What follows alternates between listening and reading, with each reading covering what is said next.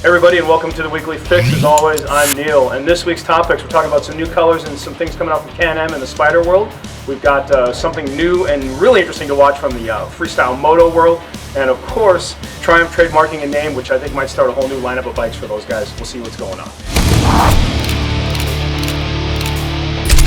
Alright, so once again from the world of freestyle moto, leave it to the boys here in Southern California, Metal Mulisha, Jimmy Fitzpatrick. I don't even know how you come up with this concept, but essentially you're going to have to work with me here. We're going to have ramps, a moto backflip, a guy in a highline, which by the way, this guy, Sketchy Andy, his name alone should make you want to watch this video. And on top of that, we're going to have a plane going underneath while they're doing all of this.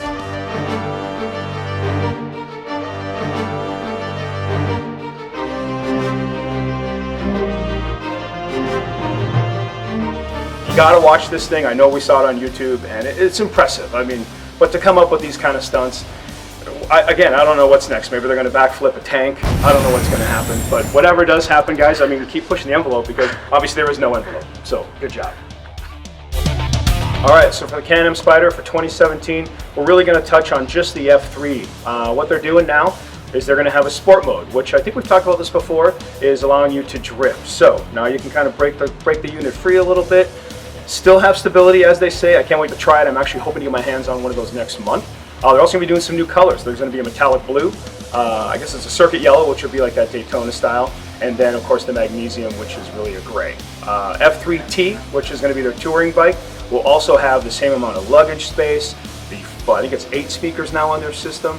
And again, all based on a 1330 platform, so it's got tons of horsepower, ready to pull, and like always, DPS on these units. That's their dynamic power steering, eco mode, where you can go ahead and hit the switch, save some gas or not. But regardless, looks like they're making some changes. They're pushing these bikes. They're fun to ride, and we'll see what they look like when we can get our hands on them.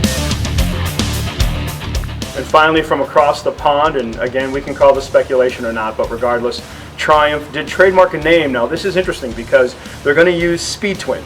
And if you're following these guys at all, they're doing the Street Twin right now, which has been a great bike, fun. It's kind of going against the Ducati Scrambler lineup, horsepower, price, everything else.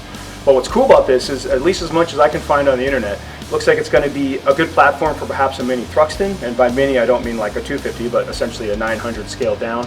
And probably a better performance platform for the Street Twin. So now you'll have your Street Twin, but if you want to up it a little bit, go to the Speed Twin. I'd say probably look at it like the Street Triple when it was 675, and then you have the Speed Triple, which was the 1050cc Triumph. So regardless, I mean, Triumph has done leaps and bounds probably in the last 2 years on really catching up. Well, I don't even say catching up, but getting back into the game. And I mean, the Thruxton, the Bonneville, classic bikes. But I mean, everybody wants the latest and greatest, fastest and smoothest, so definitely Triumph, they're doing their best.